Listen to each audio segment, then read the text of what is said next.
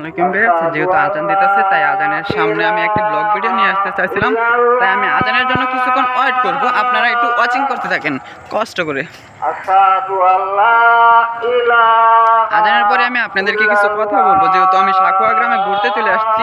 সাখোয়া গ্রাম সম্পর্কে আপনাদেরকে কিছু প্রেজেন্টেশন করব।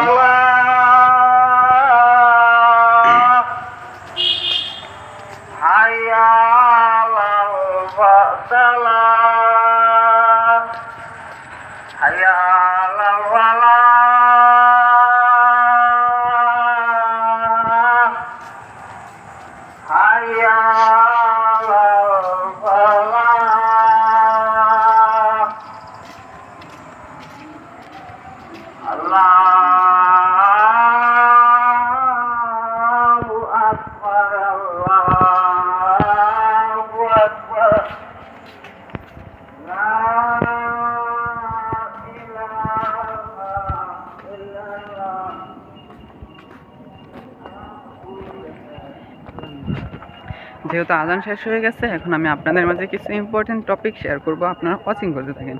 আমি যেহেতু আজকে সাখোয়া গ্রামে ঘুরতে চলে আসছি, আর সাখোয়া গ্রামটা খুবই ডেঞ্জারাস। আপনারা যখন সাখোয়া গ্রামে ঘুরতে আসবেন তখন খুব সেফটি নিয়ে আসবেন, কারণ এইখানের পোলাপান খুবই দুষ্টু, খুবই বন্ড। না সরি, এটা একটু ফান করে বললাম, জাস্ট ফান। এখন আপনাদেরকে মেন কথা বলি, আমি যাচ্ছি মূলত স্কুলে। আজকে স্কুলে আমি আপনাদেরকে একটা ভিডিও শেয়ার করতাম, বাট শেয়ার করার সময় নেই, যেহেতু আজকে হয়ে গেছে, সন্ধ্যা হয়ে গেছে। আজকে আর ভিডিও টিডিও কিছুই করতে পারবো না, শর্টকাট করে আজকে আমি আপনাদেরকে শেষ করে দেব। আমার সাথে ভিডিও করতে যাইতেছিল আমার এক ফ্রেন্ড আজকে আমিনুল, তো তারে আমি যেহেতু ক্যামেরার সামনে আনতে পারলাম না কিছু ফেয়ার ইউজ পলিসির জন্য, তো আজকে আমি একাই। অন্যদিন কি হচ্ছে, কে কোথায় এস এম এস দিতেছে।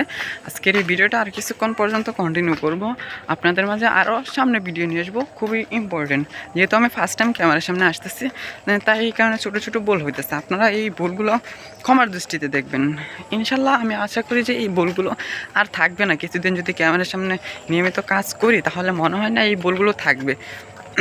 আশা আছে যে ক্যামেরা কন্টেন্ট নিয়ে কাজ করব, বাট ওইরকম ফ্রেন্ড পাইতেছি না, পোলাপান পাইতেছি না, সেট আপ করতে পারতেছি না। নাহলে যেই সুন্দর টপিক ছিল ভিডিও করলেই হিট খাইতো।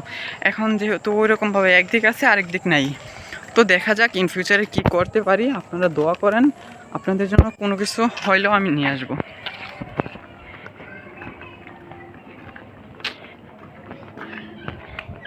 প্রায় শেষ হয়ে যেতেছে, আপনারা আর কিছুক্ষণ ওয়াচিং করতে থাকেন, আর কয়েক মিনিট, তো সরি কয়েক সেকেন্ড।